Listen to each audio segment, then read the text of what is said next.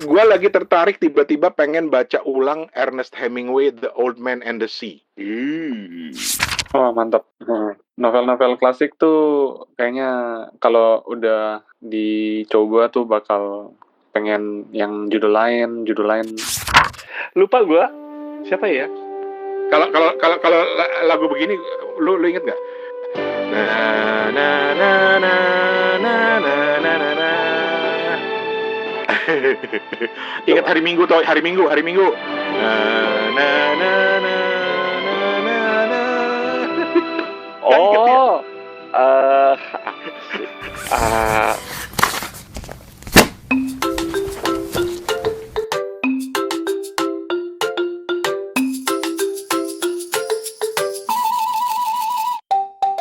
Halo, assalamualaikum teman-teman, Rane di sini. Kalian baru aja mulai dengerin satu lagi episode Kepo Buku, segmen Kembali ke Kita.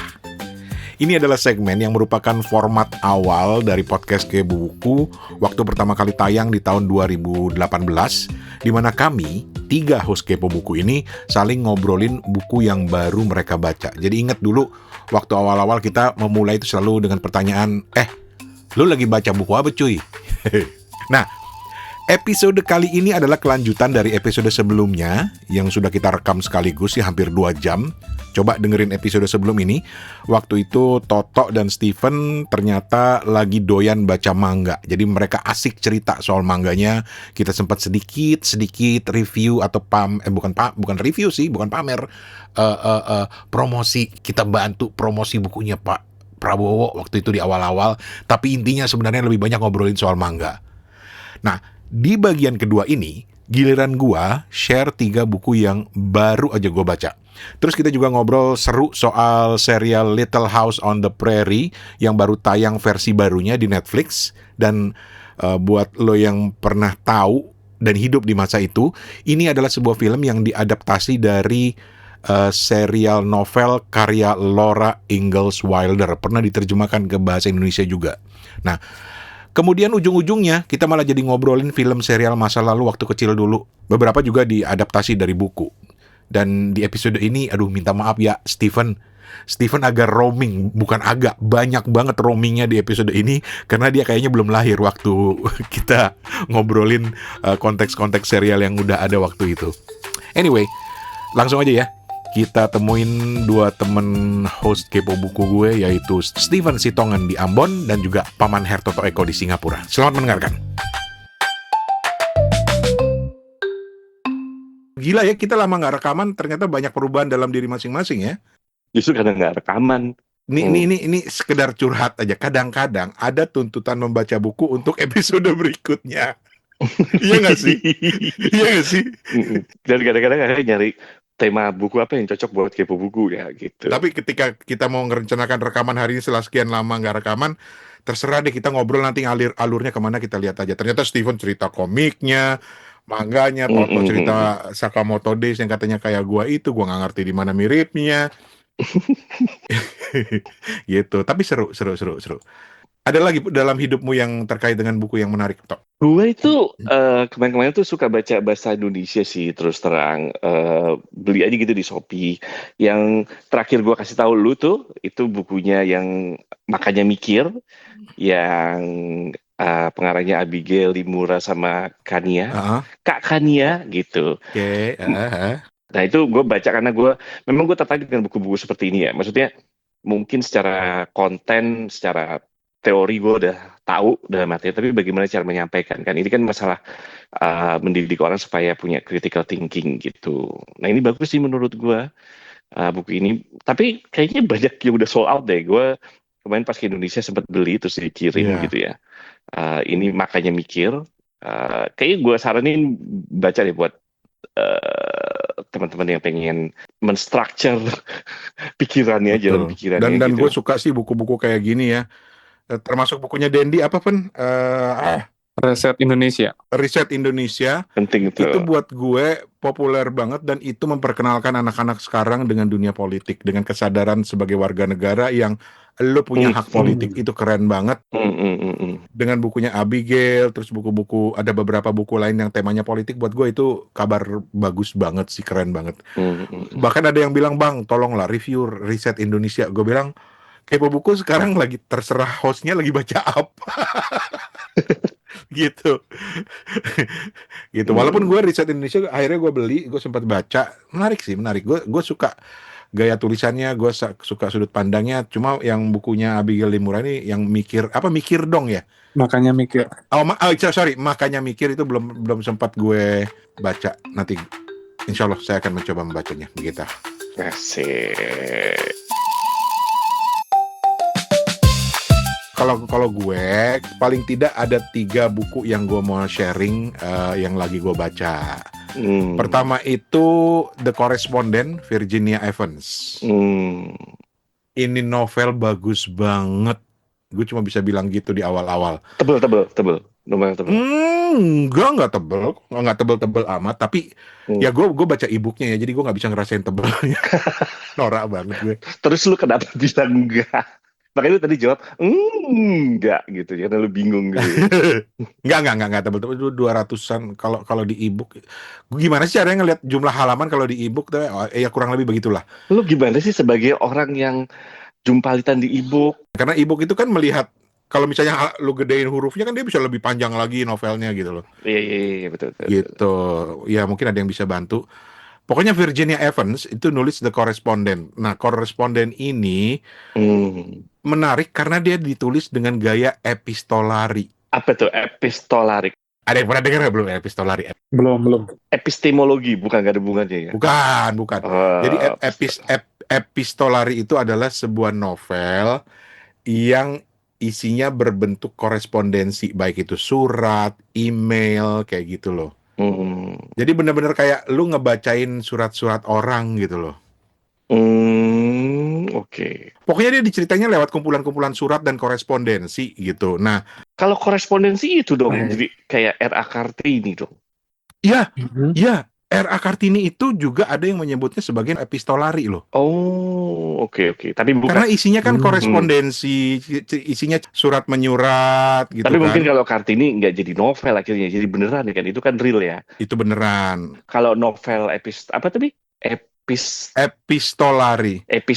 itu memang novel yang stylenya kayak begitu gitu kan. Iya, benar. Gue lagi nyari, aduh kok gue bisa lupa, ya Allah, maaf, diomelin nih gue sama yang pernah gue wawancara nih. Nama penulisnya Mas Baya Panutur. Dia menulis buku yang berjudul The Last Waterbird. Itu ada dia pernah jadi tamu di Terdampar. Dia nulis bukunya itu dengan gaya epistolari. Tapi oke, kita balik ke Virginia Woolf tadi. Virginia Evans kok Virginia Woolf. Jadi ceritanya ini berpusat di tokoh utama yang usianya itu sekitar 70 tahun, namanya Sybil Van Antwerp. Dia itu bekas pengacara, udah masuk masa pensiun, menjalani masa tuanya, dan dia terbiasa nulis surat kepada keluarga-keluarganya, kepada teman, kepada tetangga, bahkan kepada penulis-penulis favoritnya. Salah satu penulis favorit dia itu adalah Kazuo Ishiguro. Gitu. Itu sebenarnya ngajak kita untuk menebak sebenarnya apa sih yang menjadi masalah dalam kehidupan dia, apa sih yang ingin dia ceritakan gitu loh. Dan setiap surat itu setiap bab itu yang berarti setiap surat itu menunjukkan cerita-cerita yang berbeda, pemikiran yang berbeda. Misalnya kepada keluarganya dia curhat, terus kepada penulis favoritnya dia cerita tentang kenapa dia suka novel-novel itu, tapi kan ditulis dari sudut pandangnya dia. Nah, ini buat gue itu keren banget gitu loh, karena dia itu memang ini pure fiction, bukan kisah nyata, tapi seolah-olah dia misalnya bab ini nanti dia mau cerita tentang apa, dia dalam konteks menulis surat gitu. Nah, setiap orang yang baca itu akan melihat sisi-sisi yang berbeda dari si tokoh utamanya itu gitu.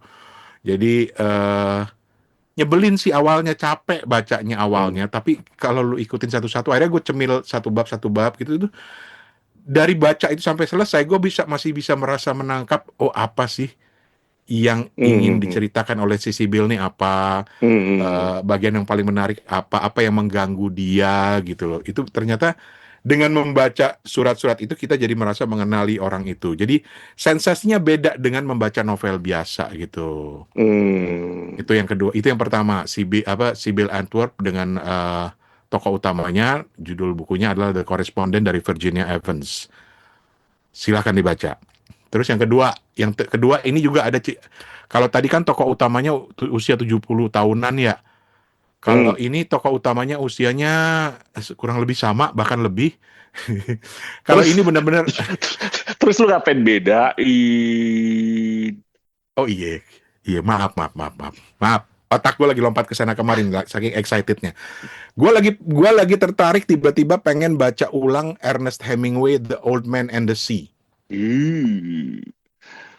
Jangan-jangan lu Itu ini ya, jangan-jangan kalau gue bilang gue salah satu baca buku klasik, jangan gue dibilang gue ngikutin lu, tapi baca buku klasik gue ini sih Ran, gue lagi pengen baca, udah gue beli tapi belum gue baca ya, Peter Pan.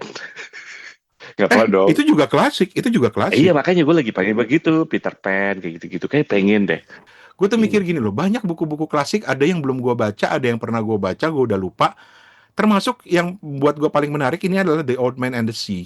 Jadi intinya sebenarnya gini, kalau teman-teman ada yang belum baca, buat gue menarik banget. Jadi ini tentang si Santiago namanya, seorang nelayan tua yang udah 84 hari dia nggak mendapatkan ikan. Jadi selama dia nggak mendapatkan ikan itu dia dianggap membawa sial kepada kampung nelayan itu. Tapi akhirnya dia tetap berjuang dan kemudian dia berhasil mendapatkan ikan marlin, tapi ikan marlinnya kemudian dihabisin sama ikan-ikan hiu yang ada di lautan. Sampai dia harus berjuang melawan ikan-ikan hiu yang mau ngambil ikan marlin tersebut gitu. Hmm. Nah, yang menariknya itu justru apa ya, menggambarkan perjuangan dia gitu, bukan hanya ngelawan ikan marlinnya tapi juga tentang usia dia, rasa sepi dia, ditinggalkan keluarganya, rasa sakit dia, usia tuanya, Hmm. eh, bahkan marlinnya itu akhirnya tidak dibawa secara utuh karena udah dicemal-cemil sama Potong-potong. dicemal-cemil sama hiu di sepanjang jalan gitu loh. Hmm. Dan ada muncul pertanyaan gini, nih sebenarnya ya kalau lu baca ini, Santiago ini sebenarnya menang atau kalah sih melawan perjuangannya melawan apa namanya ya untuk bisa mendapatkan ikan itu gitu loh. Nah Hmm. dari situ gue merasa bahwa keren banget nih. Ini sebuah novel tentang orang yang lebih menghargai proses ketimbang hasil akhirnya. Alah, Alah, coaching banget ya. coaching banget gitu ya. Ya begitulah The Old Man and the Sea, guys, baca deh, keren banget buat gue sih, gue keren banget gitu. Nah buku yang ketiga yang lagi gue baca, ini nggak ada hubungannya dengan usia tua lah, tapi ini konsepnya juga keren. Jadi Kenapa tuh? eh lu pernah dengar nama Peter Gould nggak sih? Peter Good? Peter Gould ini seorang desainer yang belakangan juga banyak terlibat dalam Hmm. apa ya kegiatan-kegiatan. Dia Muslim dan dia membuat sebuah buku, udah Hmm. lama dia cerita dan akhirnya bukunya terbit, judulnya The Heart of Design. The Heart of Design, oke. The Heart of Design karya Peter Gould. Jadi ini tentang spiritualitas, tentang desain juga gitu. Jadi Hmm. dia intinya si Gould sebenarnya bilang bahwa konsep dia tentang desain itu adalah sebuah desain yang juga ada unsur spiritualnya. Hmm. Jadi bukan sekedar untuk menarik, keren, kreatif, tapi juga membantu kita untuk mengingat kembali siapa kita, tanggung jawab kita, hubungan kita dengan Tuhan itu seperti apa. Hmm. Itu bagus banget sih. Bahkan dia sampai ada kursusnya loh, kursus online The Heart of Design yang lumayan mahal. Akhirnya gue nggak sanggup ikut. Pokoknya yang gue ingat ya, dia ada beberapa nilai utama dari karya desain dia. Karena dia kan membangun sebuah lembaga yang namanya The Heart Centered Design gitu ya, yang juga melakukan pelatihan-pelatihan online tentang heart design ini. Misalnya nih, dan Toto pasti paham nih, misalnya dia cerita tentang niyah atau niat. Hmm. Hmm. Semua diawali dari niat gitu ya. Terus kemudian amanah. Jadi kreativitas buat dia itu tanggung jawab, amanah gitu ya. Hmm. Ihsan itu bagaimana mengerjakan sesuatu sebaik mungkin. Ikhlas, bagaimana ketulusan dan kemurnian motivasi kita untuk melakukan sesuatu. Terus ini yang gue suka, barokah, membuat kita mempertanyakan definisinya itu seperti apa. Kita membuat desain itu untuk apa? Nggak selalu bisa diukur dengan angka, tapi ada yang berpengaruh yang sangat dalam buat kita gitu ya. Terus Hmm. juga yang terakhir ada 6 unsurnya, yang 6 itu namanya ridho. berkaitan dengan penerimaan dan rasa cukup. Karena katanya ketika kita membuat sebuah desain dalam dunia kreatif itu ya, apapun itu, eh, orang tuh nggak pernah merasa puas. Itu kan unsur-unsur yang buat Toto pasti udah dekat kan ya dengan agama gitu ya. Tapi dia bisa terjemahkan itu ke dalam sebuah konsep desain. Desain yang bisa diingat gitu. Oke, Desain oke. yang bermanfaat, yang ada unsur spiritualnya. Wah, keren banget sih. Jadi dia cuma bilang gimana caranya kita meninggalkan ambisi, bisnis, kreativitas dan benar-benar menuangkan perhatian kita pada aspek desain tersebut. Mantap. Ya itu mungkin yang paling beda dibandingkan buku yang lain adalah The Hard Design itu. Peter Gold. Coba deh cari bukunya. Di Amazon ada. Oh, lu dapat kayak gini dari mana? Dapat info kayak gini dari mana? Karena gue follow Peter Gold. Oh, lu follow. Gue Oke. follow dia di Instagram dan dia udah lama dia cerita gitu loh. Dia kan seorang seniman ya, seorang desainer, desainnya bagus-bagus gitu. Tapi pada akhirnya dia bilang gue akan menulis buku judulnya The Hard Design. Dari judulnya aja gue udah, wah ini apa nih The Heart of Design gitu kan, jiwa dari sebuah desain. Jarang loh ada buku desain yang mengambil sudut pandang spiritualitas ini. Dan kebetulan karena gue kan memang mendalami subjek kreativitas untuk jadi spesialisasi coaching gue, akhirnya gue beli tuh semua buku-buku tentang desain, tentang kreativitas, dan disitulah gue ketemu bukunya Peter Gold juga. I see. Gitu Bapak Toto. Jadi gimana? Apakah tertarik untuk jadi klien saya? Boleh aja kalau membuat saya menjadi lebih. Murah Pak. Kenapa jadi ngomongin duit? Enggak, bercanda. Gitu. Gimana, Von? Komentarnya terhadap pilihan buku gua kali ini, Von? Oh, mantap. Novel-novel klasik tuh kayaknya kalau udah dicoba tuh bakal pengen yang judul lain. Tahu nggak? Yang berikutnya gue pengen banget baca apa? Jules Verne. Oh. Terus gue juga mau baca lagi Robinson Crusoe, Daniel Defoe. Itu bener-bener buku yang gue baca waktu kecil tuh kayak gue merasa jadi pengen bertualang gitu ke laut. Setiap kali diajak bokap gue ke pantai itu gue merasa jadi kayak Robinson Crusoe gitu. Oh, keren ya. Kan ada juga novel yang apa? Journey to the Center of the Earth kan? Apa sih? Oh iya, Journey to the Center of the Earth. Itu juga keren. Gitu. Jadi ya sesekali lah selain baca buku-buku desain, buku kreativitas, gue juga udah kembali membaca buku-buku klasik gitu dan juga buku-buku yang sifatnya spiritual seperti Peter Gold tadi. Bahkan gue nemu buku bagus, tapi nanti gue kirim ke lu ya, Tok. Lu harus beli ini buku Profesor Nadir Shah Hussain. Apa tuh? Judulnya Ketika Quran Jatuh di Hati Hamba yang Merasa Biasa. Asik. Dia menjulukinya sebagai tafsir naratif dari Juz Amma. Jadi diceritain gitu kali ya. Ada ceritanya. Dinarasikan. Bagaimana sebuah ayat itu sangat erat kaitannya dengan kisah keseharian kita di zaman sekarang gitu. Gitu. Oke. Bener. Oke, dan terakhir sekali, paling akhir. Apa tuh? Kalau kayaknya ini sih lebih relevan buat Toto sih, tapi nggak tahu. Steven pernah dengar nama Laura Ingalls Wilder nggak? Belum. Toto pasti dong. Laura Ingalls Wilder. Lupa gua. Siapa ya? Kalau lagu begini lu inget nggak?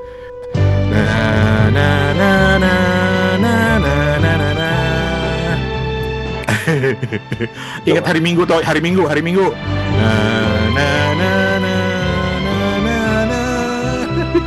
Oh.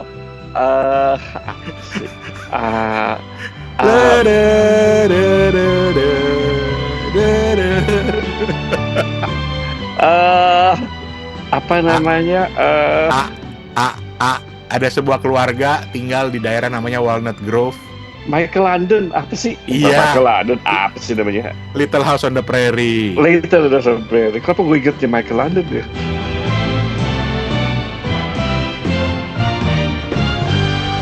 Little House on the Prairie itu kan novel ya dari Laura Ingalls Wilder.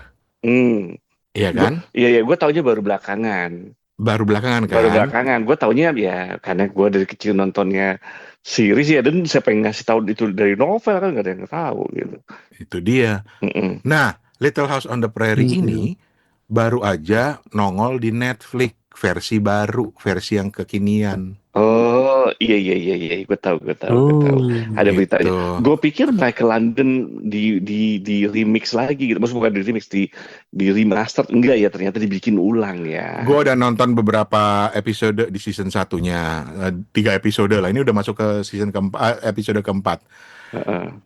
Gue kecewa Ken- awalnya. Kenapa? Kenapa? Karena nggak ada Michael London di situ. Nggak, iya nggak ada Michael Landon satu, si laki-laki yang matanya selalu berkaca-kaca itu gitu kan ya, yang usianya setotok mungkin akan tahu apa yang gua gambarkan di situ, bagaimana Michael Landon yang matanya tuh selalu berkaca-kaca gitu ya, cowok Mm-mm. cengeng gitu kita bilangnya. Tapi yang bikin gua kecewa awalnya adalah karena gua nggak ketemu tuh tokoh-tokoh di film itu. Lu inget nggak kan ada Laura, Laura Mm-mm. Ingalls, terus ada Mm-mm. Mary, Mm-mm. ada bapaknya, ada ma, ada pa gitu kan ya. Tapi Mm-mm. kan di tokoh-tokoh lain tuh kan ada kayak tokoh favoritnya Toto misalnya Nelly Olsen gitu kan ya, yang si Judas itu. Ya nggak Judas sih, lu inget nggak? ya, yang ngeselin ya. Yang ngeselin Mm-mm. kan, yang rambutnya Mm-mm. ikal. Mm-mm. Maaf ya, Van ya, bernostalgia sebentar, tapi ntar gue ceritain maksudnya gimana. Mm-mm. Lu nggak ngalamin ya Little House on the Prairie ya, Van ya? Nggak ada, nggak tahu. Iya, itu tontonan kita setiap hari Minggu itu. Nah, Iya. pokoknya nggak ada tokoh-tokoh kayak Nelly Olsen, emaknya Hmm. yang pengen gue gamparin mulu tuh Harriet Olsen, Miss Biddle gurunya yang cakep, Dr. Baker gitu kan, Almanzo Wilder yang bikin gua patah hati karena kawin sama Laura Ingalls gitu kan, ada Reverend Alden, itu nggak ada semua gitu loh. Kenapa nggak ada? Jadi Mm-mm. ternyata Mm. Little House on the Prairie yang baru di Netflix ini dia Mm. ngambil angle-nya dari ketika kan gini, Mm. keluarga Ingalls itu kan tinggal di Wisconsin di Amerika. Mm-mm. Terus kemudian dia pindah ke Kansas. Karena Oke. dulu, zaman dulu tahun 18-an sekian, pemerintah Amerika itu membagi-bagi tanah gratis kalau lu mau pergi ke daerah-daerah pelosok. Mm-mm. Mm-mm. Dia datang ke sana lah untuk mendapatkan tanah itu di daerah Kansas namanya. Transmigrasi, Tapi transmigrasi transmigrasi, ala Amerika. Mm-mm. bedanya dia naik kuda, perjalanan segala macam. Tapi dari Kansas kemudian dipindah ke Minnesota yang daerah namanya Walnut Grove yang kemudian terkenal sebagai latar film Little House on the Prairie dari season yang pertama atau dari versi pertama, versinya Michael Landon. Mm-mm. Mm-mm. Nah, itu kan ditulis itu kan dari buku. Jadi gini, Laura Ingalls Wilder itu kan tokoh beneran ya. Dia menulis Mm-mm. ada 9 novel, udah Mm-mm. terjemahin ke Indonesia zaman dulu, nggak tahu sekarang masih ada. Mm-mm. Nah, film yang ada di konteks sekarang itu justru dia ambil dari novel ketiganya yang judulnya Little House on the Prairie yang menceritakan kisah dia membangun rumah di Kansas, di padang rumput di daerah Kansas. Oke. Nah, yang menariknya di situ ternyata dia mendirikan rumah itu atau tanah itu di atas tanah milik suku asli orang Indian, Hmm. dan akhirnya dia terusir. Oke. Jadi sebenarnya kalau film Star Wars itu kan kita gini nih. Ini Mm-mm. Star Wars ke-1 ini ada di era ini, Star Wars 2 ada di era ini. Nah, Little Mm-mm. House on the Prairie yang versinya Michael Landon versi awal itu Mm-mm. ada di era ketika dia sudah pindah dari Kansas terusir gara-gara ternyata dia Oh, menduduki tanah orang Indian. Jadi dia oke. pindah ke Minnesota membangun kampung di situ. Mm-mm. Bahkan cuma di episode perdana tuh diceritakan perjalanannya pindah ke Minnesota ke Walnut Grove. Setelah itu udah jadi nih kota kecilnya dengan Mm-mm. toko-tokonya segala macam. Nah itu nggak ada. Mungkin itu akan masuk di season ketiga untuk yang sekarang. Jadi season Mm-mm. yang ini sekarang dinikmati dari titik ketika dia pindah dari dari Wisconsin Mm-mm. ke Kansas untuk membangun kehidupan baru. Gitu. Mm. Wah itu seru banget sih. Jadi akhirnya, Mm. oh konteksnya begitu ya udah. Tapi lu udah pernah baca novelnya belum? Gue udah, Ada habis. nggak, gue sampai kalau nggak salah buku kelima atau buku keenam gitu loh. Panjang soalnya ya. Iya panjang. Terus kemudian gue lompat ke buku terakhir waktu itu Laura Ingalls diceritakan sudah besar, Mm. udah menikah dengan namanya Almanzo Wilder. Kemudian juga bagaimana mereka berjuang dengan kehidupannya sendiri Lu gitu. ceritain dong ke ini dong. Ceritain dong ke siapa? Steven. Kira-kira konfliknya apa di cerita itu? Kira-kira ini kan itu dulu series dia sebenarnya dia Konflik. konflik Sebenarnya ini kan cerita apa sih kalau di novel tuh istilahnya growing up apa Van? growing Growing up, growing pains. growing pains bukan yang lain. Itu serius. Pokoknya Coming of age, coming of age. Coming of age ya. Coming of age, bagaimana dia pindah dengan bapaknya. Settingnya adalah Amerika di tahun 1880-an sekian ketika Amerika itu orang tuh baru datang, menyebar ke seluruh Amerika, terus menempati tanah-tanah kosong sampai pemerintah tuh nawarin, ya udah lo di sini daerah sini ada tanah kosong, lo boleh patokin sepuas lo gitu loh. Gitu. Bahkan belum ada urusan pertanahan segala macam. Jadi gue bayangin tuh orangnya dulu matok-matok aja yang ternyata matoknya lebih banyak, sekarang mungkin tanahnya luas, warisannya gede gitu. Sekarang gitu kali ya.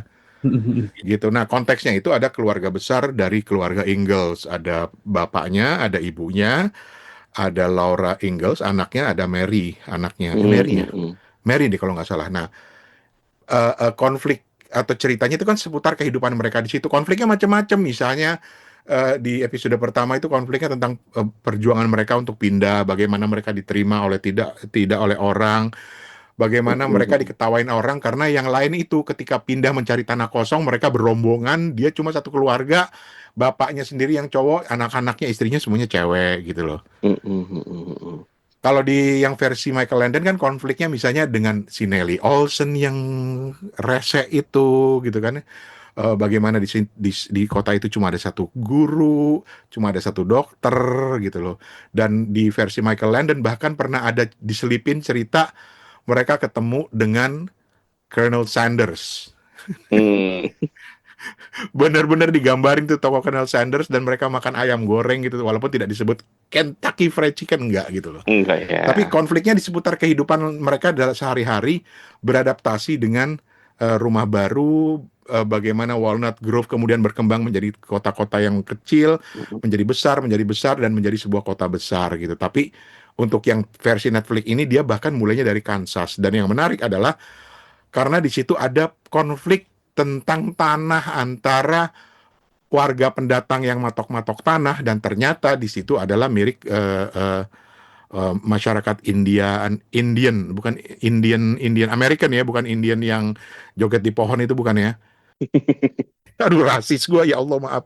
Tapi kan kita kan masih ada DNA-nya katanya gitu. Masih ada di iya benar ya.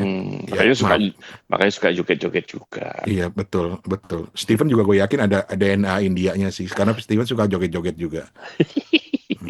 Ini kenapa jadi menyimpang? Tapi di situ ada yang cerita yang menarik karena itu menggambarkan konflik itu antara warga pendatang dengan warga asli suku Indian Osage kalau nggak salah namanya. Dan di situ ada tokoh. Jadi tokoh yang familiar. Kalau lu udah nonton Little House on the Prairie yang versi Michael Landon tahun 80-an kalau nggak salah ya. 80-an. Itu di situ kan ada tokoh-tokoh lain. Nah, tokoh yang familiar dengan lu selain 4 anggota keluarga Ingalls itu adalah yang namanya Edward. Edward itu yang brewokan yang kemudian jadi teman baik keluarga gitu ya. Lupa ya, kadang-kadang udah lama banget tuh. Tapi yang gue salut sama TVRI zaman segitu ya, terlepas lu banyak kadang-kadang, aduh acara kok ngebosenin. Tapi sebenarnya TVRI zaman dulu itu, series-series yang dia beli, itu tuh series-series terkenal semua loh. Oh iya. Ya kan? Oh iya. Series terkenal semua. Hanya beberapa aja yang enggak. Tapi kan lu lihat bahwa fakta bahwa series itu akhirnya di remix ulang sekarang gitu ya, kayak apapun itu menandakan bahwa series itu emang terkenal gitu, nggak ecek-ecek yang dibeli sama TVRI saat itu gitu maksud gue. Tapi ada teori menarik sebagai orang yang belajar komunikasi. Apa nih? Jadi Amerika itu dulu katanya punya program yang disebut sebagai, dalam tanda kutip ya, mereka tidak menyebutnya begitu, tapi kemudian dijuluki oleh para akademisi sebagai imperialisme budaya.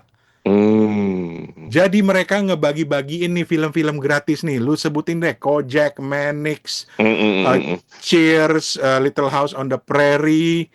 Banyak film-film mereka yang terkenal-terkenal itu dibagi gratis. Oh gitu, oke. Audiensnya suka gitu ya. Kemudian mau nggak mau akhirnya mereka harus beli. Tapi yang ditujukan bukan hanya soal belinya aja, tapi bagaimana mereka menanamkan budaya-budaya Amerika gitu. Iya. Itu kalau menurut teori komunikasi internasional gitu. Jadi ada katanya mereka tanpa sadar kenapa Amerika bisa jadi sangat terkenal seperti sekarang. Dan sangat kelihatannya powerful karena sejak awal secara budaya mereka ditanamkan tuh semua film-film budaya-budaya Amerika yang dikasih gratis. Bisa jadi gitu. kayak misalnya sekarang juga masih ada kan ya, misalnya kayak perusahaan-perusahaan software gitu ya, dia ngasih gratis atau ngasih harga yang murah ke student gitu kan. Mau nggak mau kan akhirnya tergantung. Tapi mungkin bedanya sekarang adalah ya saingannya banyak, semua perusahaan kayak gitu. Akhirnya juga kalau dulu kan mungkin pilihan seriesnya dikit gitu kan kalirannya ya. Jadi kayak cara gitu efektif gitu. Kalau sekarang ya agak susah juga sih gitu kan. Betul. Saya kayak gitu.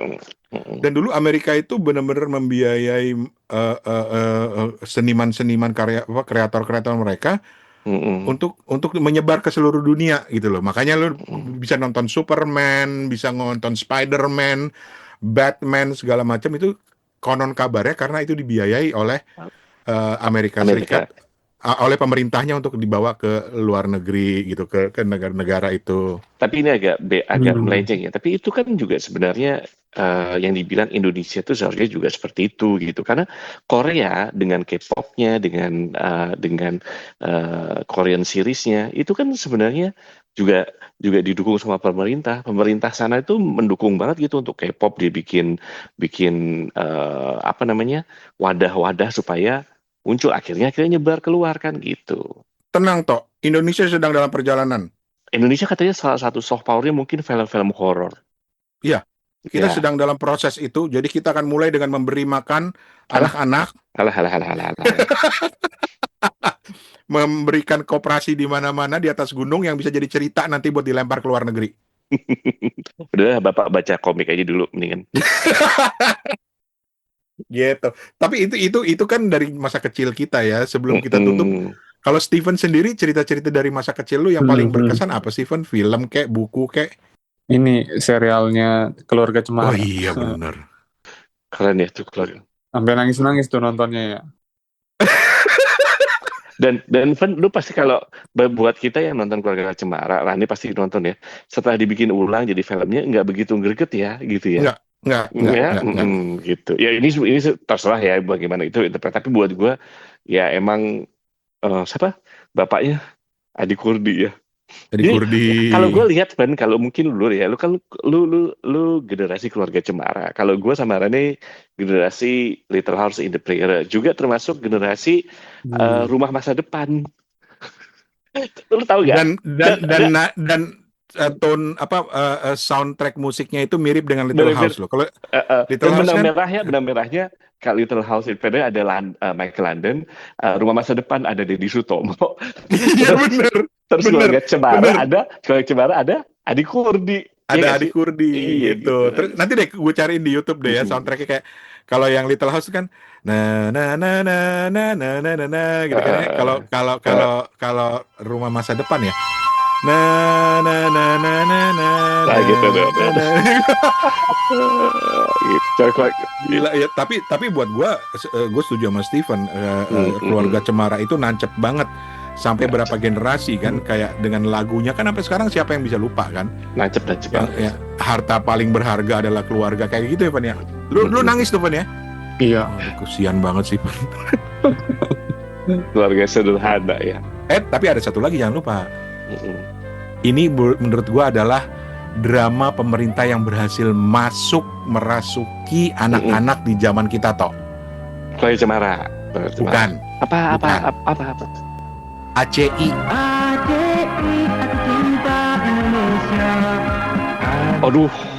Aku Cinta Indonesia. Lo judulnya aja kan udah propaganda banget kan? Tapi menurut gue Aci itu kita tahu bahwa dia propaganda ya. Gue tahu banget itu propaganda. Tapi ceritanya sebenarnya bagus loh. Bagus, dan itu masuk ke dalam pikiran kita kan, Masuk, betul, betul, betul, betul. ya kan? Keren. Apa? ACI, aku cinta Indonesia. Itu lu tahu nggak? Itu ada perannya Mas Wendo juga loh di situ. Oh iyalah. Keluarga Cemara, Mas Wendo juga. Mas Wendo juga. Mas Wendo kan memang keren banget ya. Almarhum Mas Wendo tuh bikin segala macem tuh. Beliau tuh memang selain pengarang, terus apa lagi ya? Sineas. Yang ngikutin beliau itu sebenarnya adalah Hilman ya. Hilman Lupus gitu sebelum meninggal juga gitu kan, berkat juga ini bikin sinetron Hilman banget gitu. Hariwijaya. Hilman Betul. Hariwijaya gitu. Lah kalau yang film luar apa, Fen? Zaman lu, Fen, yang masa kecil lu, Fen? Apa ya? Era lu era kayak MacGyver gitu bukan sih, Fen? Bukan. Nggak tahu kan? Bukan ya? Nggak tahu. Kok dia bukan eranya MacGyver ya? 90-an lu Mungkin karena Steven mungkin karena besarnya di Indonesia Timur kali. Iya, kurang ini sih tontonan waktu itu. Paling Doraemon. Ya. Oh iya, Doraemon. Iya. Dan jangan lupa Doraemon itu pertama kali diputarnya di Yogyakarta. Kok masa sih? Oh iya. TVRI Yogyakarta. Jadi pemerintah Jepang ngasih ke TVRI Yogyakarta, tapi karena laris. Kasetnya. Tapi kemudian dikembangkan, akhirnya nyebar ke Indonesia. Termasuk selain Doraemon termasuk apa? Oshin. Oke, tapi Oshin kita juga udah lihat di TVRI ketika zaman 80-an kan. 80-an. Tapi lucunya gue baru belakangan gue kan baca tentang manga tentang Doraemon ya. Gue baru tahu ternyata Doraemon itu komik lama loh, tahun 70-an gitu ya. Awalnya ya. Nggak baru kan? Nggak baru. Makanya ketika masuk ke Indonesia zaman kita kan yang masuk justru yang monster-monster atau apa namanya hero ya, Voltus, Megaloman gitu kan, Van? Allahu Ran, ya? Akbar, Voltus. Ya kayak gitu-gitu kan yang masuk kan. Iya bener. Tapi Doraemon malah nggak masuk. Masuknya baru kalau menurut gua ya awal 90-an kan. Bener gak sih? Baru masuk tahun 90-an. Padahal ternyata kalau pikir Doraemon itu lama loh. Kenapa dia nggak barengan sama yang lain-lain ya? Ketika yang masuk nggak tahu juga sih kenapa. Coba Indonesia nyebar keluarga Cemara ke luar negeri, mungkin sekarang udah ngetop juga kali. Mungkin bisa jadi. Si Stephen Pauling itu tuh Shinchan kali zamannya dia tuh Shinchan. Satria Baja Hitam kali lu. Enggak. Shinchan Stephen udah gede gua rasa sih. Oh, udah gede ya. Iya udah mulai. Enggak, waktu itu udah SD udah ada ya Shinchan ya. Oh, udah ada lah Shinchan. Si bocah ngeselin. Oke, zaman gua ada satu yang nggak tahu, Toto inget apa tidak? Apa tuh? Kum.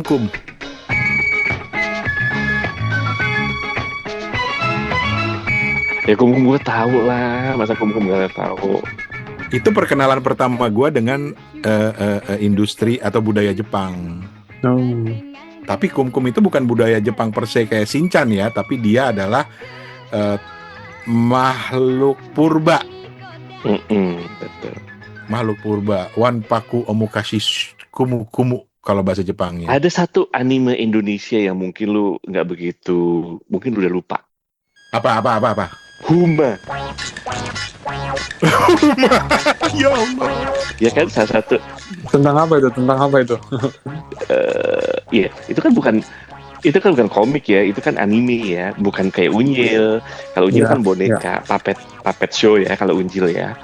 Kalau Huma beneran kartun kan, bener nggak sih kan? Si Huma ini buatannya PPFN, Pusat Produksi Film Negara, dibayarin sama UNICEF tahun 80-an awal. Oh, dibayarin UNICEF. UNICEF yang bayarin gitu. Jadi dia katanya dikenal sebagai pelopor animasi Indonesia yang edukatif. Dulu dibangga-banggain banget deh. Ini bakal saingannya Doraemon, ini bakal saingannya apa dulu Kum gitu. Tapi itu dibiayai oleh UNICEF gitu. Cuma ya nggak lanjut sih. Si Huma, anjay, inget banget tuh si Huma. Inget lah gue Huma, masa nggak inget? Iya benar tokohnya itu ya, dan gambarnya itu udah keren banget sih. Penasaran loh, gue bilang siapa ya di belakang si Huma ini? Jangan-jangan Pak Raden juga nih. Pak Raden kan animator terkenal juga. Pak Raden mah bukan bukunya, gambarnya di mana-mana. Dr. Andes Suyadi. Ya itu kan dia animator kan dari Pak Raden itu animator jebolan Perancis, cuy. Iya ya, nggak ngira Iya. ya. Jangan-jangan dia terlibat juga. Perlu nih diceritakan nih. Si Huma. Si Huma. Oh, tahun Si Huma. 83 toh. Huma tuh 83 ya, tapi kayaknya nggak Ya, main. dan ini adalah film animasi Indonesia yang pertama. Keren. Makanya gue bilang, jangan meremehkan ada si Huma. Iya. Iya. Ya nantilah generasi emas nanti akan melanjutkan perjuangan-perjuangan ini, alah Merimake. Meremeh Huma. gitu. Dengan tim songnya, udahlah ntar gue nyanyi itu lagi. Nggak deh. Oke, panjang Oke. cerita sekali ketemu. Tapi ya enak nih sekali ketemu panjang gini lah, seru lah. Sekalian diterbitin 1,5 jam podcast. 1,5 jam apaan ini dulu mau 2 jam? Enggak bisa setelah diedit. Oh enggak, nanti gue pasti jadi 2 lah. Jadi 1 aja sekalian. Nggak mau. Ngirit. Ngirit. Kalau istilahnya orang Singapura tuh apa? Apa pun? Apa toh? Apa? Kiasu. Kiasu. Nggak mau rugi. Nggak mau rugi gitu. Nggak mau rugi. Begitu. Ya wes kalau begitu, thank you Begitu. bapak-bapak. Terima kasih. Jadi tanggal 4 Oktober pada datang ya? Insya Allah. Indonesia International Book Fair, Fen. Ada kegiatan perbukuan, masa lu nggak datang? Eventnya itu ini ya, tahunan ya. Silakan datang. Silakan datang dulu. Lu nyuruh orang datang terus lu nggak datang, awas lu. Datang. Ya wes lah. Oke. Terima kasih bapak-bapak. Iya. Terima kasih Terima bapak-bapak. kasih. Ya, seru.